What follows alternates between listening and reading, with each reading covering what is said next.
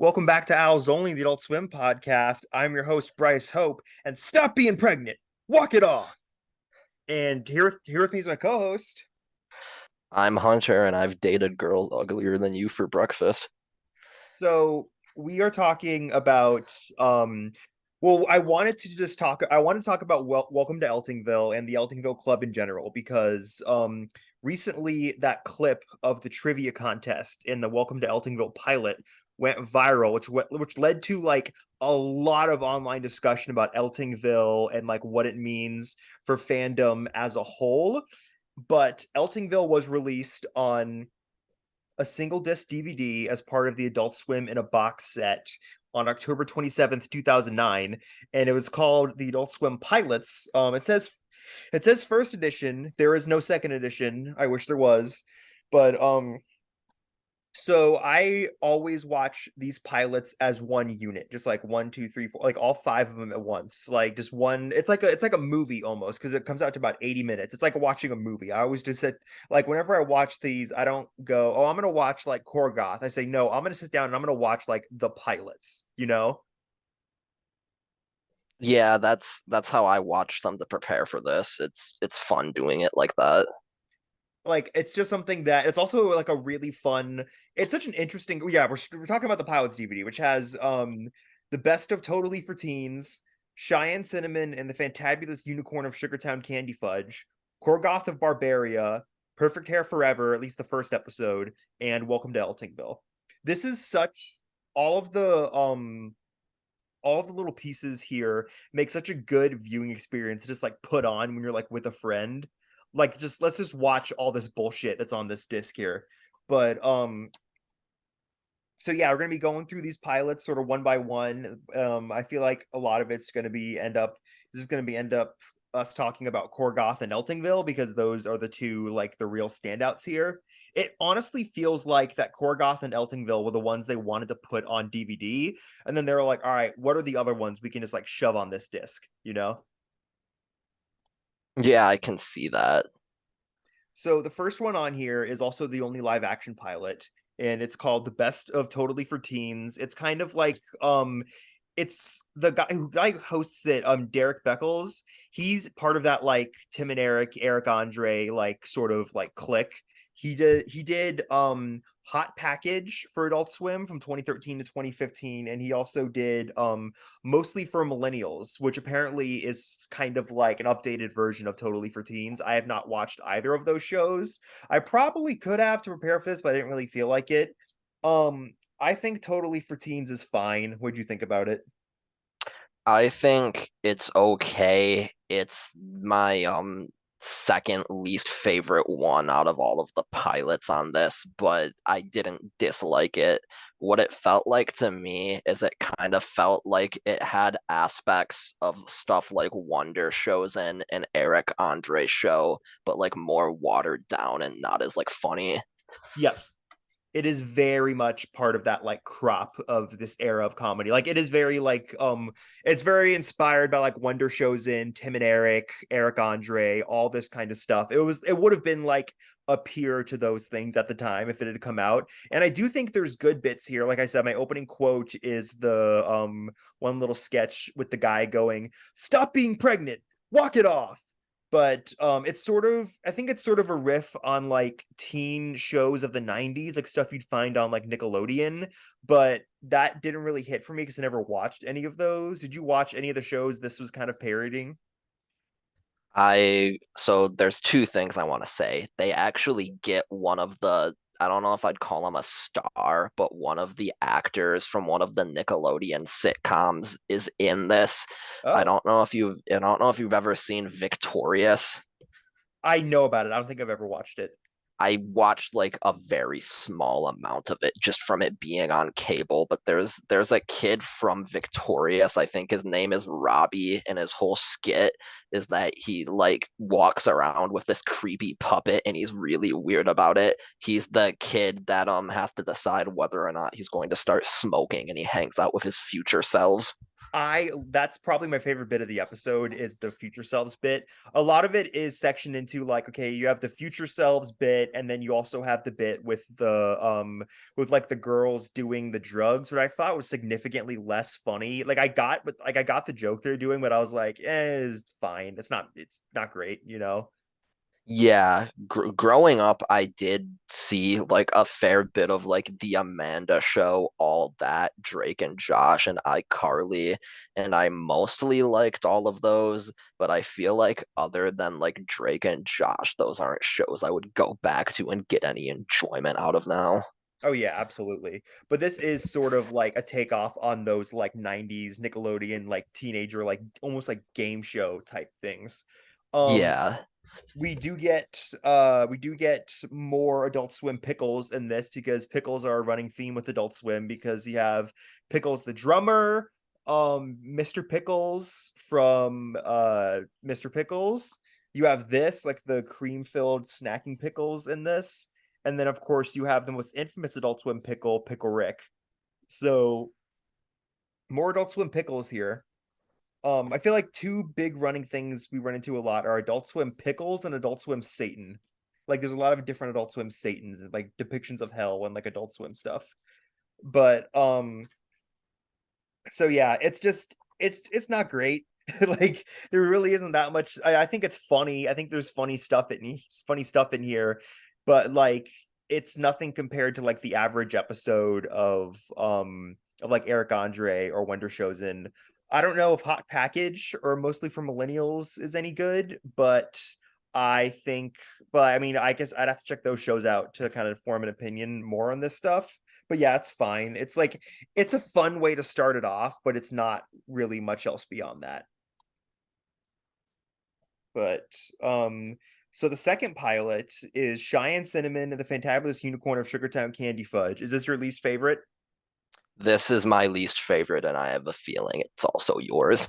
Yes, it is. It is my least favorite, but there's so much in here to like too, which is annoying because like it's definitely the worst one.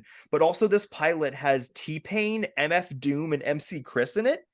So it's like, oh, it's so like it has such a stacked cast. Like Kirsten Shaw and Dana Snyder are also in it, like all over this thing, and like Cheyenne Cinnamon herself was voiced by like some country singer or something. Like this is such an actually stacked cast for this like nonsense, like upsetting pilot.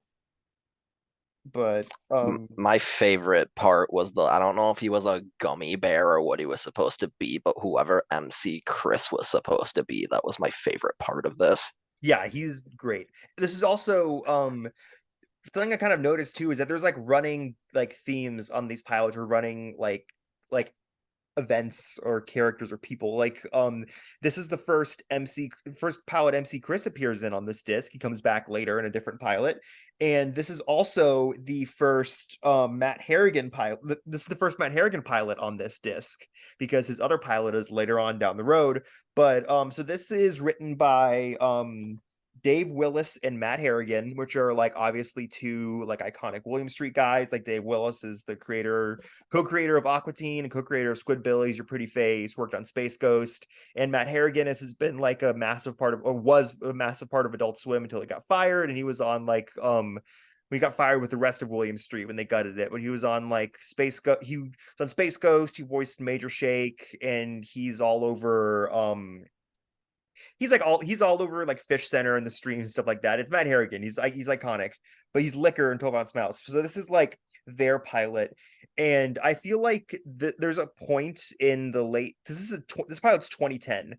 Like this actually comes out on the pilot's DVD before it airs on TV, which is interesting. Like this comes out on the pilot's DVD in October 2009 before it actually airs on cable in 2010.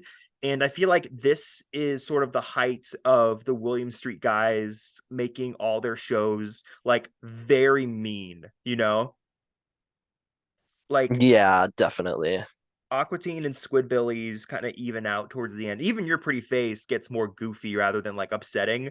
But like this late aughts, early tens era of William Street is them making everything they make really, really mean. And this is just like it's just upsetting. Um So the general bit of this one is that Cheyenne Cinnamon is kind of like an over-sexualized pop star who lives in like this like magical like Candyland type thing, and they juxtapose it with like realistic horrible things. And I don't know if she's the main character or if Kristen Shaw's character is the main character of this pilot. What do you think? I think so. Something I want to say is this feels like it should have gotten greenlit, but not actually aired on TV. This feels like a Soul Quest Overdrive or King Star King thing where they like Yes. greenlight it and put like 5 or 6 episodes online and then you never see it again. Yes. But I think the main character is Cheyenne Cinnamon, just because I feel like if they made more episodes, the teen girl might like have nothing to do. Like each episode is kind of like I think the best thing I compare it to is like an uncle grandpa type character where she goes around trying to help people, but she's just terrorizing them. Yeah, I can definitely see that. The Kristen Shaw thing, it's kind of hard because this is something that I think is it's first of all, it's kind of hideous. Like much more than like because I am kind of a defender of the William Street style. I think stuff like 12 Ounce Mouse looks really cute. I think Aqua Teen looks good and is really funny with the way they use animation. But this is just like horrible to look at, you know?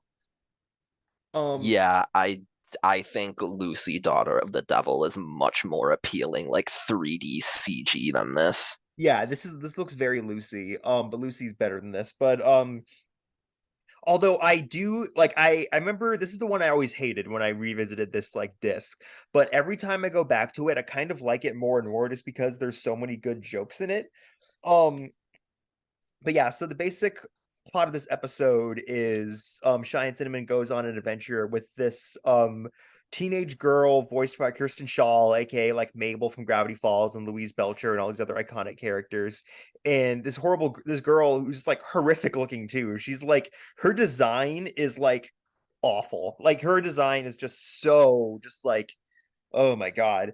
And this poor girl's been like basically molested by her softball coach and she's pregnant and she doesn't and like her parents are kind of mad about it. I think one of the better bits in this is that Dana Snyder's like her dad that's voiced by Dana Snyder is just like more concerned about the softball season. I think that bit's really funny. Or like Dana Snyder is like he's more defensive of the softball coach than he is of his daughter because he's just like so into sports. I think that stuff is funny with like the dad. Um but yeah, it is just very, very dark. Like there's a scene where she sees they're like looking through this one like I watched it last night and a lot of it has left my brain except for like some specific like jokes and other parts of it. But there's a part where they're like looking through like a port like a kind of like a seeing mirror or something like that. And they're like, "What do you see?" And she's like, "It's my boyfriend, coach," like whatever the coach's name is. And he's just like he's showing this girl how to swing a baseball bat and he's just like humping her and it's like, "Oh, this is just unpleasant." You know? Like it's funny, but it's just like so unpleasant as like a TV show. Like I this think go ahead. Sorry. I think, like I said earlier, this feels like it should have been a thing, like to some extent, but not really on TV. I think maybe if this got greenlit, it could have gotten better, like as they figured out what they wanted to do with it. But a lot of the stuff in here is just really like depressing and upsetting. Yeah, like this has also been that's also been why I have a bit of a harder entry point with Squidbillies and why I don't like it as much as the other Adult Swim shows because it is kind of the same thing where Squidbillies kind of makes me feel bad for a lot of the characters whereas like I feel like Aqua Teens and like Your Pretty Face and 12 Ounce Mouse all have like even though horrible shit happens to all those characters either they keep the tone completely goofy or the characters kind of deserve it and it makes me feel less bad. But here I'm just like, oh god, like this is just like dark. Like it's like I don't want to watch a full season about these characters. You know, it's just like ugh. But I think it's funny for what it is, which is like a little short, essentially. You know what the design of I don't know her name, the Kristen Shaw character, her design reminds me of? Huh. She has this, I don't know if you would know this because you didn't watch Cartoon Network a lot growing up, but she has like the same kind of head and body shape of the Nudes, which are Yeah. those little mascots that they would like paint like Chowder or Flapjack or whoever. They just paint the different characters' faces over them. Yeah, she does look like that. I think a lot of the characters in here kind of look like that. Like it's like also kind of what Lucy, Daughter of the Devil characters look like too, which is why this does feel like very, very like Lucy to me. Apparently, also on the Wikipedia for page for this, it says that this was something they aired on. They're like a thing they love doing in like William Street cartoons is they'll have like another cartoon playing on like the TV of the characters. Like Space Ghost is on like the Aqua Teens TV, or like Perfect Hair is on like the Aqua Teens TV or whatever. And apparently this is on the Squidbillies TV in a lot of episodes, which makes sense because this does feel like something this feels like a TV program from like the Squidbillies world, you know? She also shows up as like a poster and like a necklace that one of the characters is wearing. They kind of throw her into a lot of the Squidbillies episodes as little like cameos and Easter eggs around the time that the pilot was like new. That's interesting because she does almost feel kind of like part of that very like trashy, like white, like underground, like world that the Squidbillies like inhabit. So it makes more sense for her to show up in that stuff than it does in maybe even like Aqua Teen. Like it does that just like tracks for me. Like it just makes sense in my brain.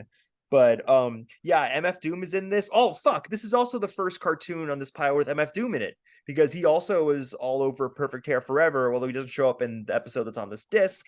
This is still the first cartoon that will have MF Doom in it on this like fucking pilot disc here. Like I do like this kind of sense of consistency throughout the pilots of like all these recurring things that keep coming back. But okay. So do you have anything else to say about Cheyenne Cinnamon before we move on? I guess I'll just say my overall thoughts is I kind of have the same thing with you, where I think the first time I watched this, I hated it, but this time when I watched it, I found things I liked. I was like, yeah, the MC Chris character is good. There are like good little jokes and moments. Like this does grow on me as Yeah. more time passes, but Yeah. I still don't particularly like it. No, yeah, me neither.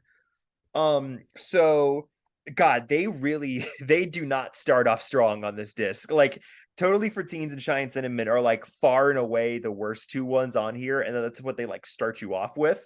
But I think it's worth it for like the hour of gold that comes after it. So the next show on here is Korgoth of Barbaria, which is far and away the most infamous Adult Swim pilot, like by far. So Korgoth of Barbaria is a show. It's a huge riff on like Conan the Barbarian. It's about like the show, which I never really noticed. I guess I did, but I probably forgot. Is the show is post-apocalyptic, and it's sort of like the entire world has gone to shit and reverted back to like a medieval like stage, but they still have like, you know, like chewing gum and jukeboxes and stuff like that. And then Korgoth is just like this huge, like giant, like monster of a man that goes around the like goes it's like roams around the earth, just like killing monsters and shit like that. What did you think of Korgoth? Korgoth is by far my favorite pilot on this disc and probably one of my favorite unproduced pilots ever. Yup, it's just so good. Do you know who Aaron Springer is? I think so.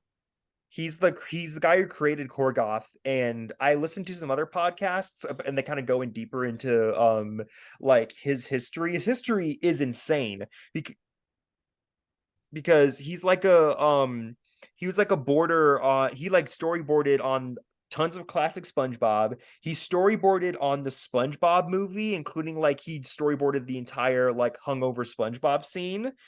And he boarded and directed the Band Geeks episode, which is the best episode of SpongeBob. He worked on Samurai Jack, and he also boarded on that really good Scooby-Doo movie from last year that looks insane. Like I remember watching that movie last year and I'm like, movie is like fucking gorgeous and has no right to look this good. And it probably is like has something to do with him. And that's also the movie that like finally canonizes lesbian Velma. But so he has like an incredible career. But yeah, so this is like his first attempt at creating like a full like show, and it is unbelievable how good this show looks like animation wise. And it's 22 minutes, the other two were 11 minutes. This is a full 22 minutes, and this is full on like cartoon daytime Cartoon Network, like Fox cartoon level like animation. Like this is far beyond what Adult Swim, like this comes out around 2000. I think they ordered this in 2005 and it comes out around 2006. This is far beyond what Adult Swim was capable of producing back then, you know? Yeah, So this is actually like, so this is not part of the original. There's like a kind of a weird crop of pilots that come up in like that they're developing before Adult Swim really became a thing, which include like weird ones like the Groovinians, which is awful, and I'm glad it's not on here. Like the Finkel Files, and then Eltingville is part of that crop of pilots. But this, I always thought Korgoth was part of that crop, but Korgoth comes actually later, and it kind of comes post like Venture Brothers when they're like, okay, we want to start doing more ambitious stuff with this network. And Korgoth is one of the first things they try to like really, because like Venture Brothers is the first time they expand outside of like the Adult Swim mold. I think they kind of established with the original like lineup, but this is the first time they really like shatter that mold, and it is incredible. Like the show is amazing looking, you know? the show Um, does look really good.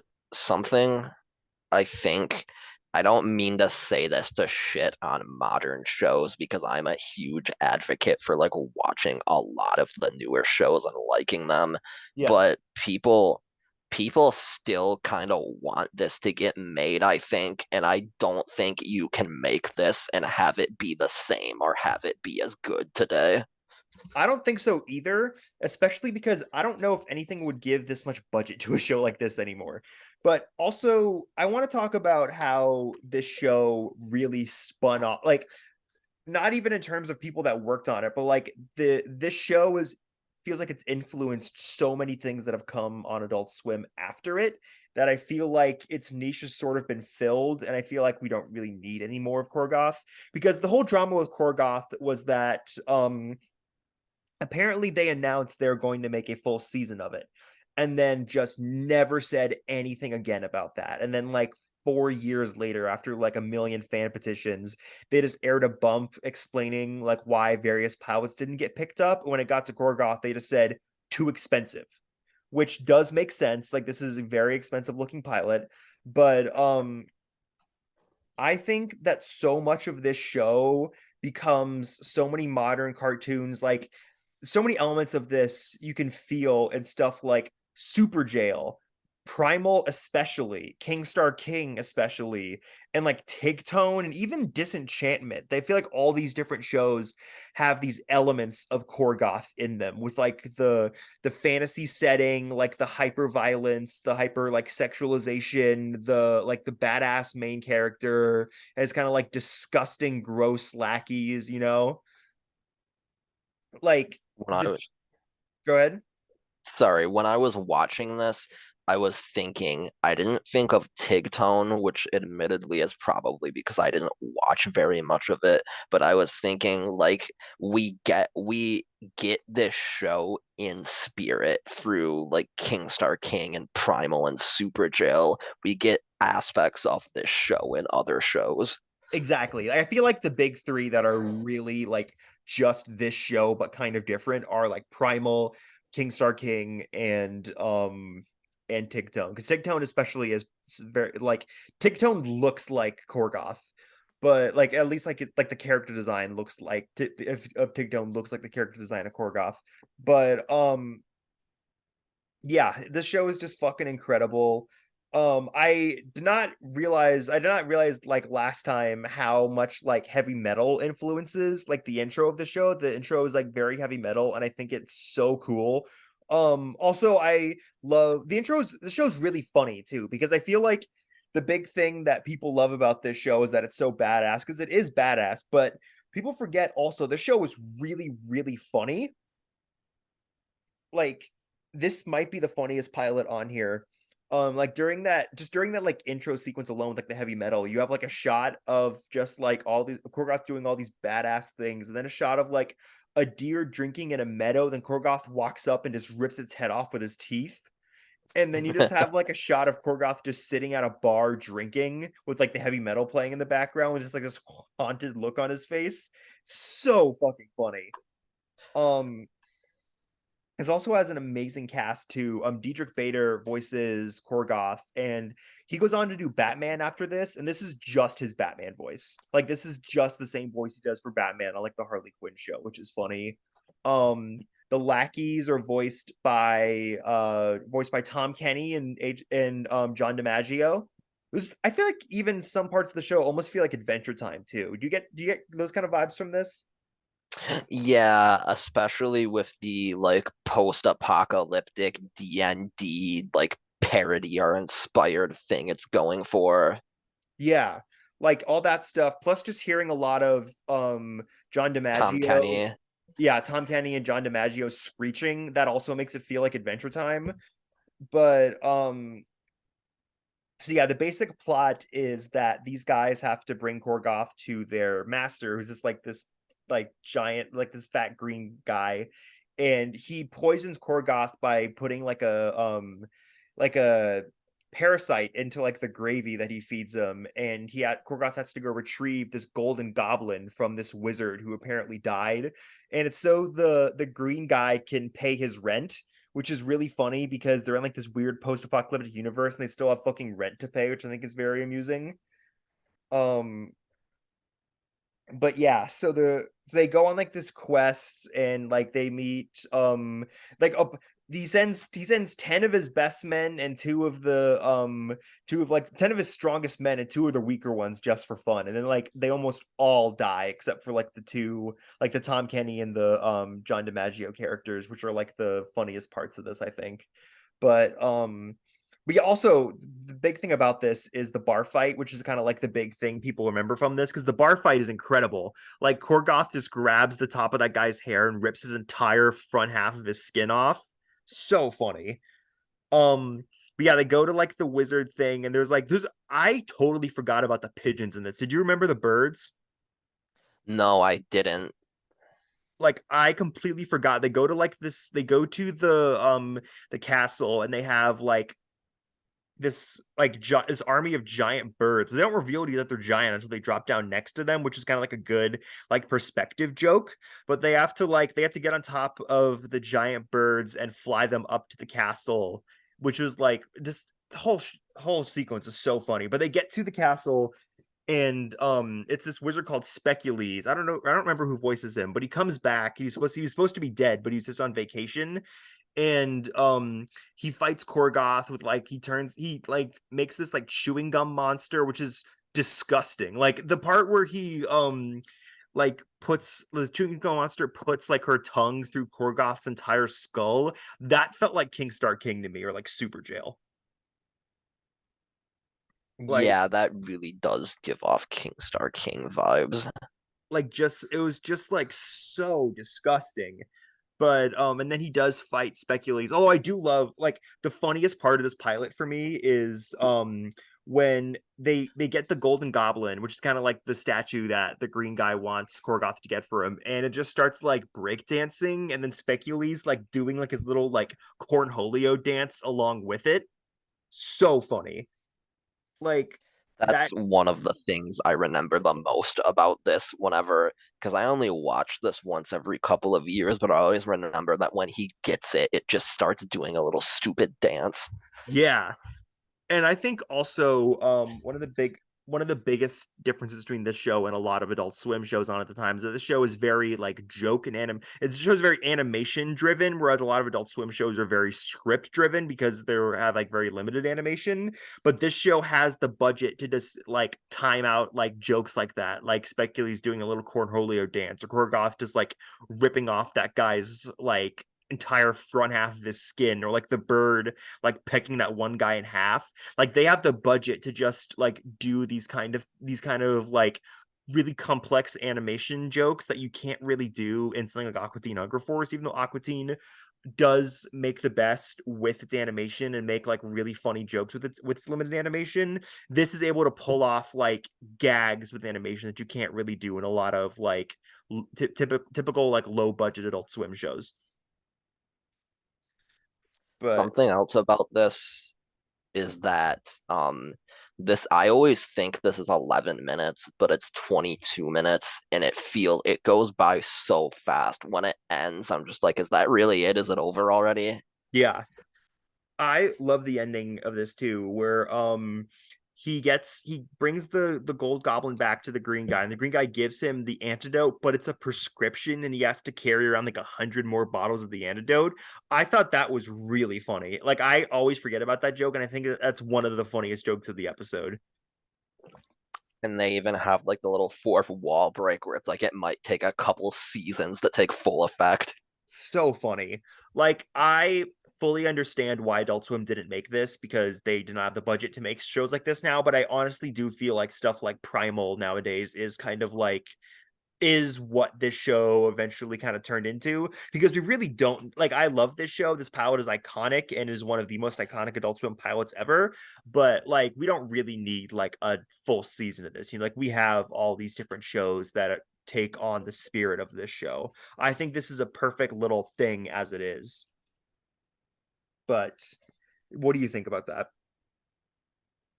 I agree. Like if we never got like Super Jail or King Star King or Primal, if we never got any of those, I would kind of still be wanting this to be a thing. But we basically get like different aspects of this in spirit through enough stuff that it makes me happy. Yeah, definitely. Um but yeah, this yeah, great pilot. It's one of the best ones. Do you have anything else to say about Korgoth before you move on? Do I? No, I don't think so. I love this pilot. That's it. Same. We can also go back to that too if we want to think of stuff we want to talk about more. So moving on, the next pilot is Perfect Hair Forever, which is not a pilot. It is a full show with like 10 episodes. So I don't know why it's on here as a pilot, but whatever. Um, this is the second Matt Harrigan pilot on this disc, and also the second show to feature Doom, even though he's not in this specific episode. Um, Perfect Hair Forever is they. I remember they promoted it during the History of Adult Swim event in 2017. They called this one that William Street employee voiced show because that's what it was. This was very much just the guys at William Street dicking around and making something they thought was really funny. And I think that it is kind of impenetrable for a lot of people unless they have that context and unless they're like big fans of William Street as like a whole. Like unless if you don't know who Mike Lazo is, then Perfect Hair Forever is not going to be like entertaining to you, I think. But it Yeah,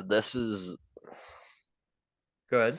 this is one of those like I'm trying to think of how to word it, but you have to like it's almost like a litmus test of how big of an Adult Swim fan you are, not necessarily if you like it or not, but just if you get it or not. Yes.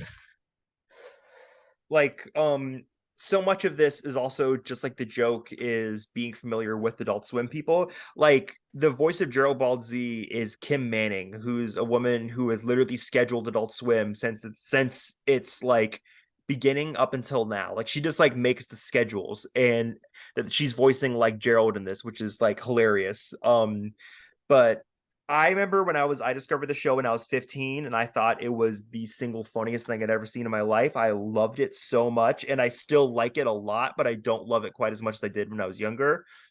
This is one of those Adult Swim shows that has every episode has a different intro and end credit scene, which is a thing that I love with Adult Swim shows that kind of happens a lot.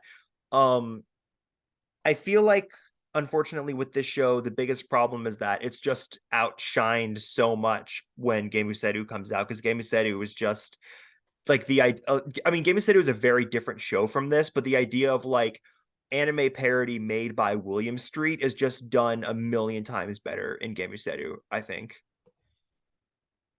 I even maybe this doesn't apply as much, but I always saw this as similar to 12-ounce mouse, just with how much like pure fucking nonsense it is and the way the humor is presented.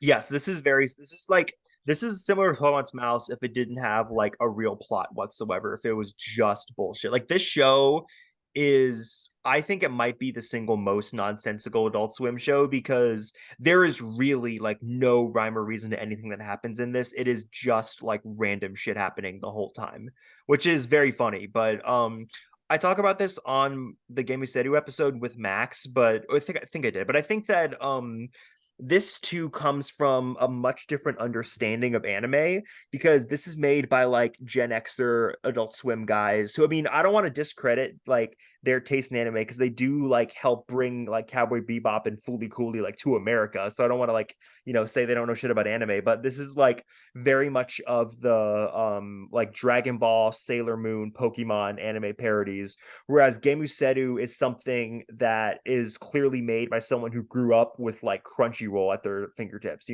Like Gemuseru is made by someone who has like a much deeper understanding of anime and what makes it like stupid and what makes it like fun. Whereas this does feel like a bit dated parody of an anime in comparison. I feel like this almost feels like an anime parody made by people who know what anime is, and Gemu Saru is an anime parody made by someone who watches anime. Yes, exactly. Exactly.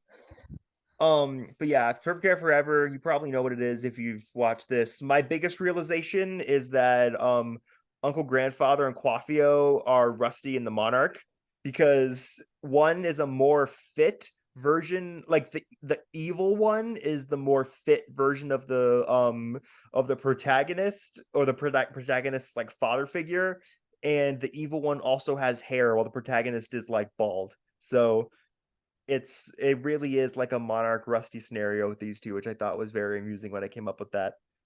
I wonder if anyone else has pointed that out before. Like, especially now we know like about like who the Monarch and Rusty really are after the Venture Brothers movie. I wonder if anyone has watched Perfect Hair Forever and be like, hey, this is just the Monarch and Rusty. Um we have Catman in this episode, Catman, who sounds like H. John Benjamin, but he is not H. John Benjamin. Does it always trip you up too when you watch this? Yeah, especially when I was watching it like 2 or 3 days ago to prepare for this, I was like, "Oh, there's H. John Benjamin." It's like, "Oh no, it's not." It sounds so much like him, but it's not him, and it's really weird. It's such a weird like performance. I don't know who does that voice, but it is like crazy. I feel like he must be trying to do an H. John Benjamin voice. But yeah, Space Ghost cameos in this. He's in every episode. We love Space Ghost. Um I love the dedication of making like a third of this pilot the dumbass credits. With the wacky waving inflatable arm wailing tube guy. Iconic. Like I the credits the music of this show was really like the biggest reason to watch it, I think, is the music is really good. Which is also another thing that happens in Game Setter. The music in that show is really good. But yeah, I mean we love Perfect Hair Forever. Like we love it for all its flaws. It's not the best, but I think it's something that is really, really funny if you're in the mood for it. Do you have anything else to say about Perfect Hair Forever before we move on to Eltingville? I'll sum up my thoughts. I think I have the same thing going on as you, where like in high school and the first like couple years after I graduated, I thought this show was hilarious and I watched it like several times over and showed it to other people. Now when I come back to it, I just think it's all right. I don't think it's bad. I don't hate it, and I have like a lot of respect for it and the background behind it. But something about this episode specifically is I think this is one of the weaker, if not the weakest episodes. It might be just because it's the one I've seen the most, but whenever Yeah, I watch Perfect Hair Forever, I always start getting like way more into it once you get to like the second episode and it starts going. same. It also doesn't help that 3 minutes of this are that fucking credit song too. Like that makes it a lot slower too. We could talk about like the history of it with like the Squidbillies fake out, but I don't really want to because I just want to talk about Eltingville. So we'll go back to Perfect Hair Forever on a different episode or something. But so the main reason I wanted to do this was I wanted to talk about Welcome to Eltingville or Eltingville Club in general because so that this was created by comic artist Evan Dorkin, who is like he's this insanely talented guy. He makes all these different comic series. Him and his wife wrote on Space Ghost a lot. Like they were Space Ghost writers, and they also helped come up with the idea for Harvey Birdman. Like I think they came up with the idea. I think they wrote the episode where Birdman is like filling in for Space Ghost, you know? That's a good episode. Yeah, and I think their idea for Harvey Birdman was to make it like I feel like I think they had an idea for a Harvey Birdman show for Adult Swim, and the idea was gonna be that he's just like homeless and just like is slowly dying throughout the season, which is kind of amusing. But so yeah, Evan Dorkin and his wife Sarah Dwyer were like writers on Space Ghost, and then he's also making his like comics for like magazines for like his own like published comics stuff like that done by Dark Horse. And then they come up to he's also one more thing before I get to this. Evan Dorkin wrote on Superman the animated series where he created the Superman villain Livewire, which is kind of like it's kind of similar to Harley Quinn in the sense that she broke off from that show and became her own character. And like Livewire is in the My Adventures with Superman show that came out this year. So like Evan Dorkin's influence is still on this network, even in things that seem totally unrelated to him, because like he created Livewire, which is fucking crazy because I never knew that until recently. But yeah, so he created the Eltingville Club as sort of a way to he wanted to portray nerds at like their most awful. And he also created the Eltingville Club in 1994. I had a really good not yesterday, 2 days ago, maybe 3 days ago, I had a really good find where I was just kind of like I've been wanting to get this Eltingville collected edition, this every like issue of Eltingville in one big book, and but it's been back ordered on Amazon because after the trivia contest clip went viral, everyone went and started buying it. So the book kind of started selling out places, and then I just happened upon it on a comic book store shelf. So like the amazing twist of fate is have this drop into my lap, and I read all of it. It's very quick. It's like 150 pages. So I read like the entire thing, and the comic is so much darker than this pilot. Like the comic um it's like I'm the first one, like I feel like the comic wants you to it doesn't want you to pity the nerds, but it shows how much more pathetic they are than I think even this pilot does. Like the comic ends like there's a bit in the comic where Jerry, like the first issue, where Jerry's like, guys, isn't tonight our prom? And they do nothing and just keep like talking, and that comic ends with all of them like trying and failing to jerk off. And like one of the bits is, I think Pete is the name of the guy with like the Long Island accent. Pete just like mentions that he's like watched, like he said he watches like a bunch of like rape and mutilation scenes and like nothing. And I'm like, God damn, this is fucking like this is dark. Like even for I knew Eltingville was dark, but like holy shit. And then so he makes all these Eltingville comics that are like very much talking about the worst aspects of fandom and the worst aspects of like nerds, and really making fun of the idea that nerds are inherently better than anyone else because nerds have the capacity to be as shitty human beings as anyone else does. And so that's kind of like his thing. And then in 2014 and 2015, he releases two comics that are sort of like the end of Eltingville, and they are some of the most like raw, emotionally affecting comics I've ever like seen in my entire life. And they are just incredible. Like the basic idea of it is that the first one is the gang burns down, like Bill, who is the one who looks like me, like the protagonist, not the fat one, like the guy with the glasses. He's put in charge of their local comic book shop, He immediately abuses the power. His friends come in. He gets into a massive fight with them, which leads to the comic book store burning down and the Eltingville Club going their separate ways, like for good. And then the second comic picks up in modern day when they're all like late 20s, early 30s, and they're at San Diego Comic Con and they meet up again and see how like everyone's been doing. Bill is still pathetic, like he's as pathetic as he always was, and he's still like running this like weird like comics. I think he's like an eBay seller or something.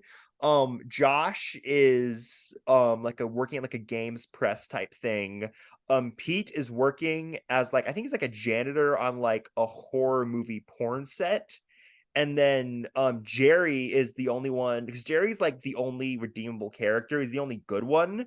And he has like a decent future where he has like a girlfriend who's kind of like a part of like a nerd talk show type thing. It's on like a probably like an IGN type website, and he's like professional like Magic the Gathering player. Like Jerry's done really well for himself, and throughout the issue, you see like it's definitely much more about Bill because I mean this pilot, but especially this comic is about how Bill is just like a monster. You know, like he's just like the worst, most horrible monster. And the comic, like the epilogue comic, is about Bill truly having this final meltdown and like getting into a massive fight with everyone, which kind of leads to like they don't really specify if people actually die, but it kind of implies there's like just mass carnage at Comic-Con from all the shit they cause.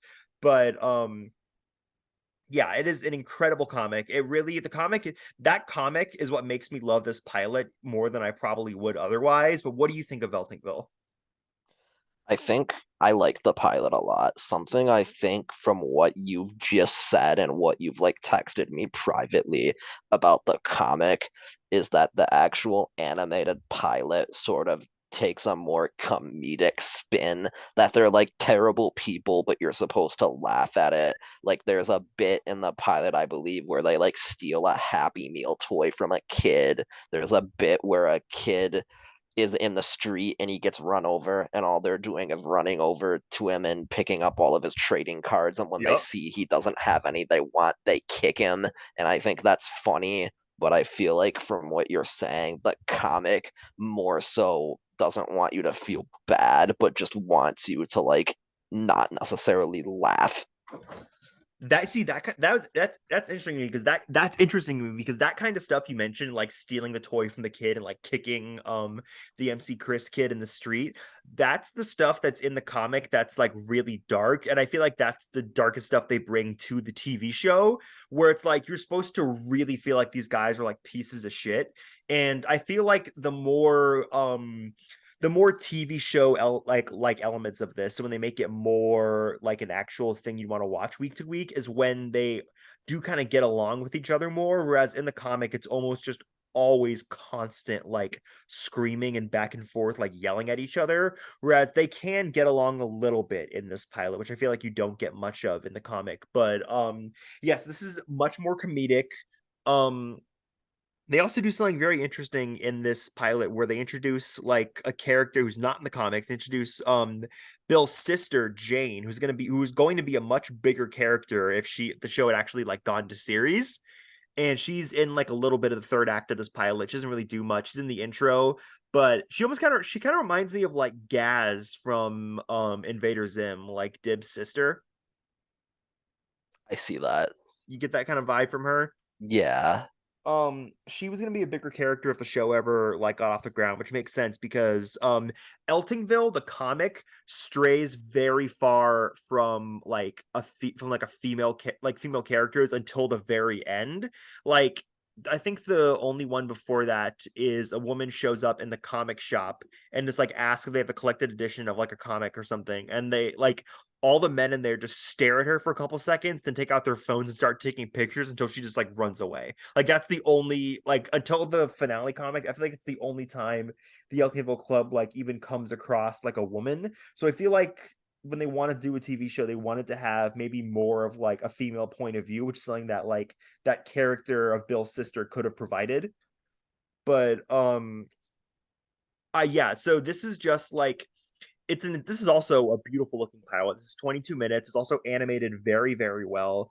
And did you feel like this is sort of an antiquated version of what nerds are? Yeah.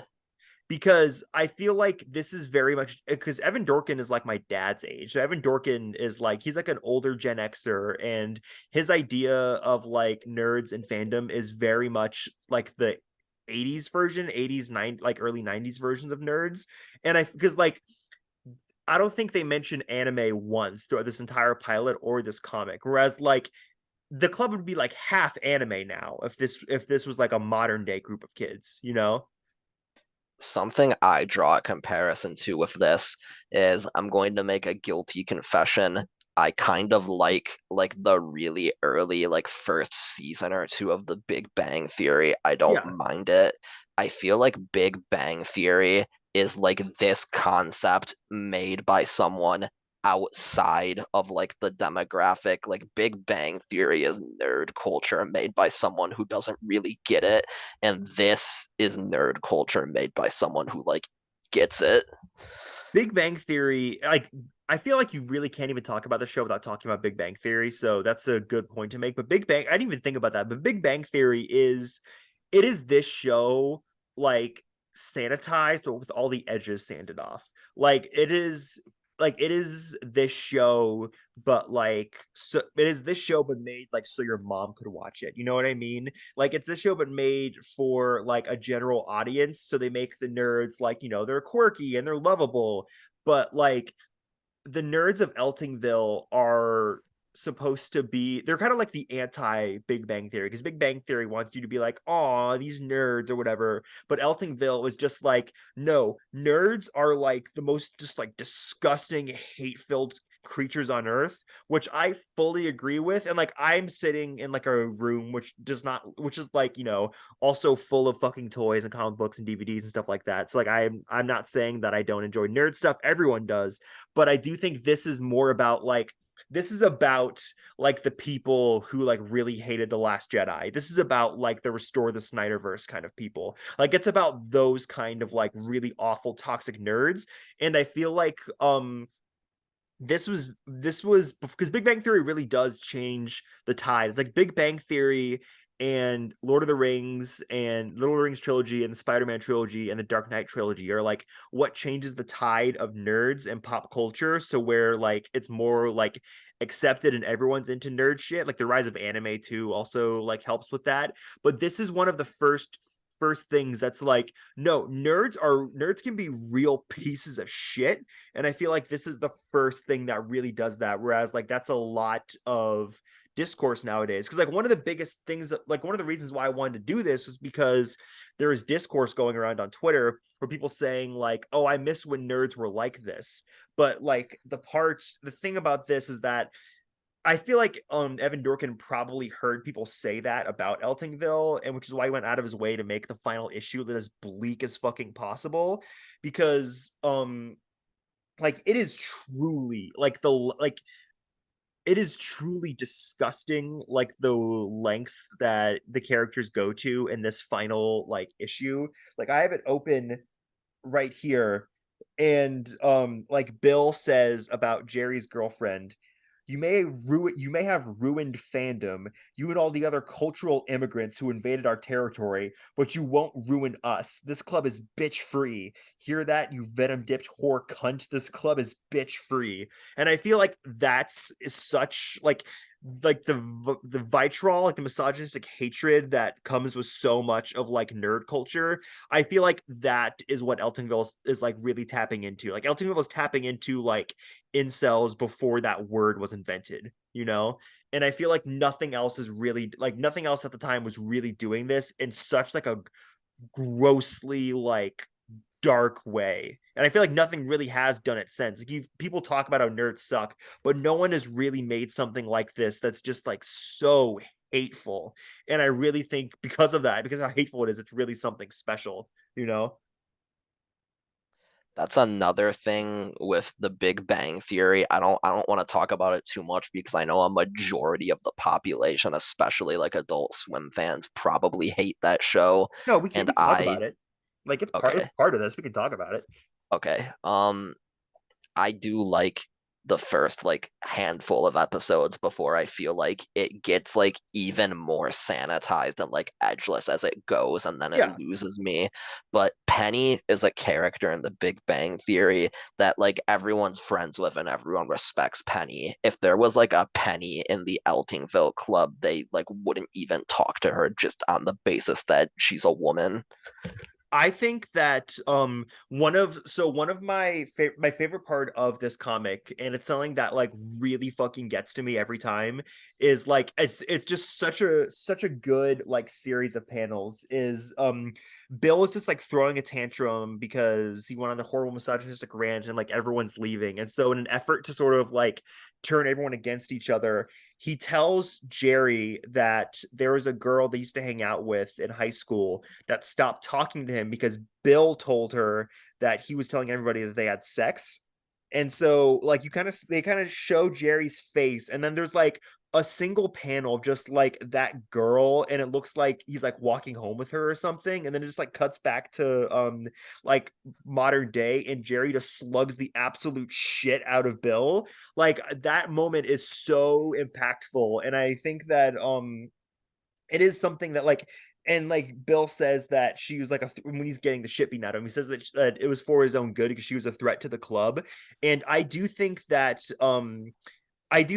we don't really see any women until like the last issue of Eltingville, but I do think that there probably were some in the periphery, but I do think they were all driven out or like shut off just by how awful these nerds are. Because this also goes back to something that is also a really big important part of this. I feel like anyone with interests like that had interests like we do that kind of think of themselves as like nerds or whatever, they need to read Eltingville and they need to watch the episode of 30 Rock where Liz has her high school reunion before they enter high school, because there was an episode of 30 Rock where Liz doesn't want to go back to her high school reunion because she's afraid, like she's like, oh yeah, everyone bullied me in high school, and then you get to the reunion and you find out that she was just like a horrible person to everyone at her school because she thought that they didn't like her, and she was like the bully, but because she was like, like the nerdy girl with glasses, she thought of herself as like the hero, which is just the Eltingville club. So I feel like these are such important pieces of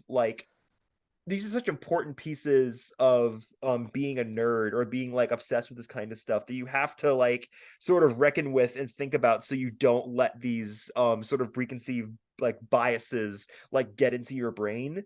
And I feel like but yes, this that thing like with them not having like a woman in the group, you really don't see them like I feel like the concept between the way that nerds have interacted with people, and nerds have interacted with like the internet and with like women especially, because you have like the rise of people saying, oh, she's like a fake gamer girl and stuff like that. I feel like that's the kind of topic that Evan really wanted to tackle for this final Eltingville issue, which is why it's all about that. Because like a lot of the earlier stuff is just like them being douchebag fans, like they do like the Boba Fett trivia contest like in this pilot, but that last issue is all about like, okay, what are these guys as adults? Because as adults, like, you can be like a shitty nerdy high schooler and be like, oh, I can't talk to girls, but like as an adult, like you are going to interact with women. So like how does the Eltingville club like truly interact with women in their world? And it's just incredible. And also the Eltingville club, like the comic ends on a really good note because the four boys minus Jerry's girlfriend like escape into like a Ghostbusters car inside the middle of like a riot at Comic-Con, and then they all get into like another fight, and then Jerry gets out and leaves, and then Bill like says he never liked him, and they start like talking about some movie they're remaking, and then Bill says they'll fuck it up, Pete. Yeah, Josh, they always do. And then Bill goes, I'll still see it though. Pete goes, oh, sure. And that's how it ends. It's a shot of them just saying that like in the car, because it is sort of about how they have doomed themselves to this. So like they hate everything, yet they will never stop watching it. Like these guys are watching, like right now, these guys are watching every single episode of like the Ahsoka TV show. And these guys are going to see like every single Marvel movie, even though they'll talk about how they hate it every time because they are just trapped in this like endless cycle of fandom. And I feel like that just so much of especially the early 2010 stuff was about like nerd stuff and how cute and quirky it is, but I feel like nothing really has the balls to dive into how like fucked up and disgusting that like nerd culture can be. And I really do think Eltingville shines as something that does that when nothing else really does it. But we can talk more about this pilot 'cause a lot of it's me talking about the comics, but a lot of the stuff here also is because the thing about it too is Eltingville, like these guys won. You know, like everything in life is made for these guys. Now everything in pop culture is made for these guys. Like the first thing they say is they're talking about like writing letters to Paramount Plus to get a or not Paramount Plus, fuck, Jesus Christ. Writing letters to Paramount to get a Captain Sulu show made. And like that's just something that would exist on Paramount Plus nowadays, you know? Yeah, something I draw similarities to partially because I'm like looking at the Blu-ray for it. I have it right next to me. Yeah. Is that some of the conversations they have in Clerks where they talk about like if the contracted workers on the Death Star, if they like deserved to die, like how you feel about them being casualties from when it blew up.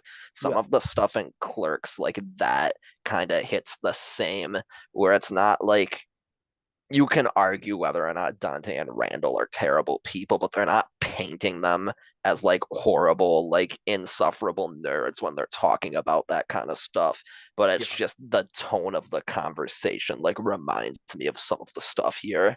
This is very similar. This is very similar to me to Clerks the animated series, and also some of the fighting reminds me like the fighting on like Mission Hill. Like it's a very similar to Clerks, especially the Clerks animated show. This looks like the Clerks animated series. Um there's yeah, so the basically the main event of this is the trivia contest, but they do hit all the points they hit in the because like the comic is a lot of the comic the early like the early stuff in the comic is them hitting like their Saturday like their Saturday runs, which is like they go to the movie theater, they go to Toys R Us, they go to like a fast food place to get fast food toys, and then eventually the comic book store. So we do see all those locations in here that are like in the comic, which I do think is fun to like actually get these in here, which I feel like they probably didn't have to. But most of this pilot does take place at the comic book store where they find like the 12-inch Boba Fett head, the 12-inch Boba Fett figure, and they get into like a trivia contest about it. And this is also another thing that kind of dates this show is that Boba Fett isn't cool anymore, you know? Like Boba Fett had this is before I mean, this came out 2002, so this is like in the this probably came out right before Attack of the Clones or right after. But like this is right around the time that Boba Fett like all his mystery gets taken away by the fucking prequels, and then now we have that like god awful Boba Fett show on Disney Plus, and he's in like a million episodes of whatever like Clone Wars bullshit. Like Boba Fett is not cool anymore, and like only like people over 50 are like really into Boba Fett now. Like this I feel like them being so obsessed with Boba Fett really does date this as like a 90s depiction of nerds. But they reference Space Ghost in this. They refer in the trivia contest. They reference Space Ghost, so that's another thing that carries over. Like Space Ghost is in Perfect Hair Forever, and he's referenced in this. And then MC Chris, who is all over Adult Swim, and he's in Cheyenne Cinnamon. MC Chris is that little kid, little blonde kid. Such a good character design too, with his little like tie. I love that kid. Like he's one of the best parts of this pilot for me. He was really funny. I think maybe not necessarily the things he did, but the things that happened to him, like him getting run over and then getting kicked when he doesn't have any good cards. And then Mhm. when he asks, I don't remember what his question was, but he asks like a really basic question during the trivia contest and he just gets like shoved out of the way for it. Yeah, he's like, who played the Joker? Like Oh, yeah. MC Chris is so fucking funny. Like he's such a good voice actor. But did you notice like the guy who was talking to them with like the braces sounded exactly like season 1 Billy Quizboy? Yeah, I did. Because like I'm like this is just fucking Billy Quizboy. Speaking of that, the quote on the back of the Eltingville Club, like the collected edition book, is from Jackson Public, which I think is really cool, which is another Adult Swim connection to it. And this collected edition book comes with like a little page about with them talking about like the 2002 pilot, and then just a bunch of drawings of like production drawings of from the pilot, which I think is really cool. Um, but yeah, like Eltingville is just so I feel like the show is very important. And I feel like this, even though Venture Brothers is kind of similar to this, Venture Brothers is like the opposite of this. Whereas like where Doc and Jackson made a show about all these nerds, but Doc and Jackson love these nerds like their own children. Whereas like this is a show about nerds that Evan Dorkin like truly fucking despises. Like this is a show about like this is a show that despises its main characters, which is like not material for like, a 10 season long show. But I would love to see like if I was in charge of Adult Swim and I could commission like any project I wanted, I feel like I would commission like an hour long special. It's just the last two issues of like the comic, like but animated.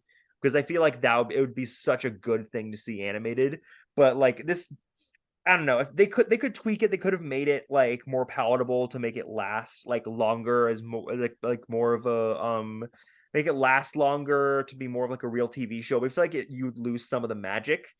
But this like tricked my brain when I was like younger because it's so like it's so dark, but also it's not dark in tone.